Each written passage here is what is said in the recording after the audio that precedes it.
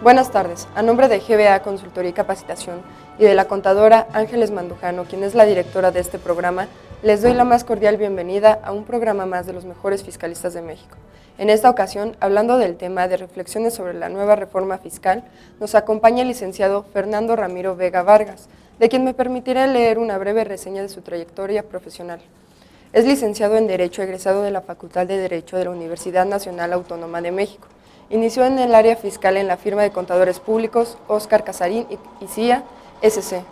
Fue subdirector homólogo de la Dirección Contenciosa dependiente de la Dirección General Jurídica en la Secretaría de Contraloría General de la Federación. Fundador de la firma de abogados fiscalistas Vega, Camacho y Godínez, Asesoría Fiscal. Fue asesor fiscal de la Asociación Mexicana de Distribuidores de Automotores AC. Expositor y conferencista de la Comisión de Finanzas Públicas y Derecho Fiscal de la Barra Mexicana de Colegio de Abogados AC y el Instituto Mexicano de Contadores Públicos, en el Colegio del Interior de la República y en la Universidad ISEC, y en reconocidas capacitadoras en fiscal y diversos despachos de renombre. Expositor de temas de constitucionalidad, amparo, recursos administrativos, procedimiento administrativo de ejecución en la Asociación de Industriales de Azcapotzalco, AC, en el Banco de México, en la Nacional Monte de Piedad, en la Asociación Mexicana de Distribuidores de Automotores AC, en la Secretaría de Hacienda y Crédito Público, en el Instituto Mexicano del Seguro Social y en la Asociación de Diplomados en Mercadotecnia y Seguros AC. Fue titular de las materias de Derecho Fiscal y de Política Arancelaria y Administración Aduanera de la especialidad de posgrado en Impuestos y en Derecho de la Seguridad Social, de la licenciatura en Derecho de la Universidad ISEC, institución en donde obtuvo diferentes galardones al mérito académico, siendo titular hasta la fecha del Seminario de Defensa Fiscal en la Maestría de Impuestos. Fue titular de la materia de Derecho Procesal Fiscal, de la licenciatura en Contaduría Pública, y académico en el curso especial para la titulación de la Universidad Panamericana. Fue miembro de la Barra Mexicana de Colegio de Abogados, AC. Actualmente es miembro de la Academia Mexicana de Derecho Fiscal, AC. Coautor del libro intitulado Manual de la Implementación de las Reformas Fiscales 1997.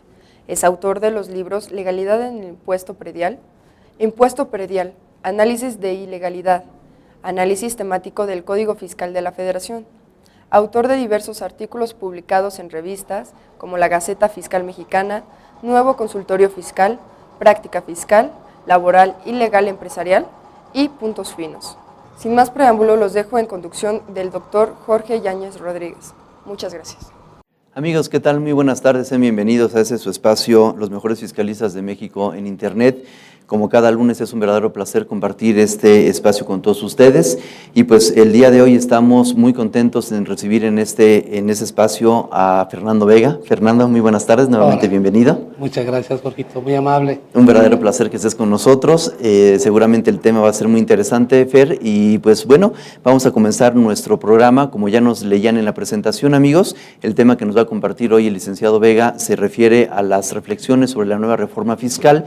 Y fíjense que pues tuvimos oportunidad de platicar un poquito antes sobre este tema y el licenciado Vega nos hacía ver o me hacía ver la dificultad que a veces tenemos en cuanto a definir o acotar precisamente qué entendemos por la mal llamada reforma fiscal integral, ¿no? Un concepto que muchos manejan y que pocos realmente tienen la seguridad de a qué se refiere, y sería uno de los objetivos de esta charla el tratar de darle un poquito de forma a esa figura, Fernando. Sí, en efecto. Realmente es tema de análisis, tratar de entender, comprender a qué se refieren en los mensajes políticos nuestros funcionarios de todos tipos, ¿no? Desde los presidentes o candidatos hasta diputados, senadores, que llevan y traen el tema de la reforma integral, entre ellas la reforma fiscal integral o reforma fiscal estructural. Y parece ser que cuando hablan del tema, todo el mundo dice, sí, la reforma fiscal integral, sí, la reforma fiscal estructural, sí, de la que hablaba Fox, ¿no? De la que hablaba cuando era candidato y de la que han hablado los priistas y de la que han hablado Calderón. Claro. y esas reformas que supuestamente no han pasado y sencillamente forman parte del discurso político como una situación de uso y costumbre, en la que todo el mundo, decía yo, lo da por entendido. No, pues sí, está hablando de la reforma fiscal estructural. Claro. Pero a la hora que le dices a alguien, oye, ¿y tú qué entiendes por reforma fiscal estructural? Consiste? Así es. Es donde viene el problema, ¿no? Viene el problema. Para irlo más que delimitando en tiempo, ¿desde cuándo podemos hablar, Fernando, que existe esta idea, este concepto? Hablamos un poquito en la década de los 70, ¿por qué empezó en esa década? ¿A raíz de quién? Un poquito para tratar de acotar el inicio y si quieres después vamos tratando de darle forma. Sí, claro que sí. Bueno, sí desde los años 70, en donde empieza un poquito la modificación y las pretensiones a las cargas fiscales, se va desarrollando un concepto de renovar los supuestos impositivos, básicamente. No se hablaba de una reforma integradora, pero sí se hablaba de una reforma constante, vigorosa, que entonces había surgido en su primera etapa con la creación de varias instituciones que hoy, gracias a Dios, existen y están funcionando bien. Me refiero del caso del Instituto Mexicano del Seguro Social, que correcto, en esos años, hasta los 70, pues entró vigorosamente. Fue un boom tremendo. Y el Infonavit empezaba a navegar, no con muchas luces, pero finalmente ya se gestaba como una institución a la cual en los últimos tiempos, en los últimos años, le han dado mucho dinamismo las autoridades. Sí. Pero allá iban naciendo y en esos años se pretendía establecer contribuciones que cumplieran principios generales de imposición, principios doctrinales de imposición. Correcto. Y pues el impuesto sobre la renta empezó a tener ciertas modificaciones, el IVA no dejó de ser nunca un impuesto atractivo para poder recaudar. Y bueno, el impuesto sobre la renta que venía desplazando al impuesto sobre ingresos mercantiles mostraba ya las tendencias hacia donde se iba, todavía un poquito más antes el impuesto del timbre. Correcto. Todo eso pues marcaba una tendencia que en la materia fiscal se fueran matizando varios conceptos.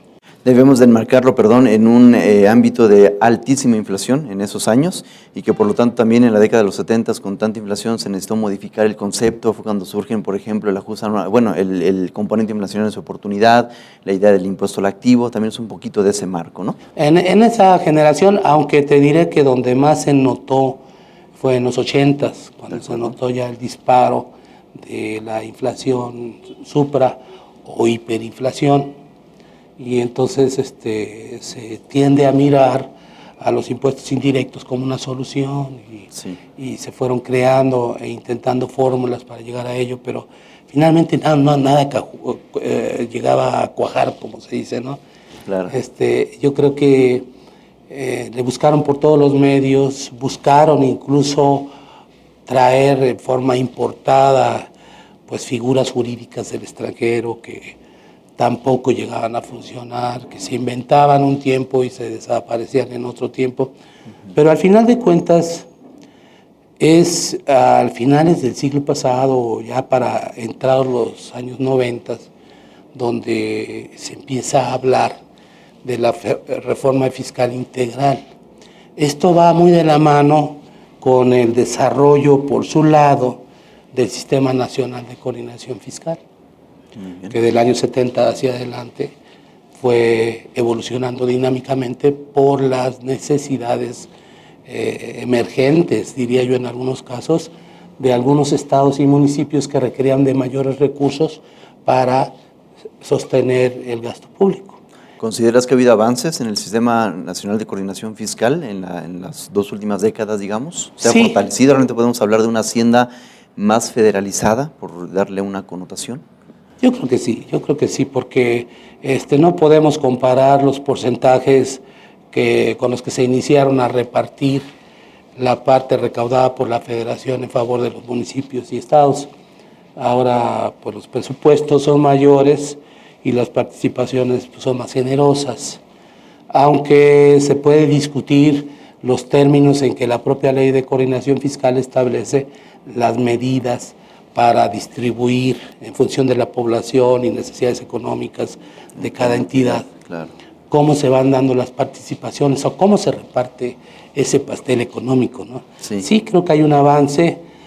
Ahora, con la participación de las convenciones nacionales de los gobiernos de los estados, pues nosotros vemos que ya hay un acercamiento Mayor entre estados y gobierno federal, en el ánimo, sí, de tener participaciones más enriquecidas para los gobiernos municipales y estatales, pero forma parte de un macro que es estructura fiscal.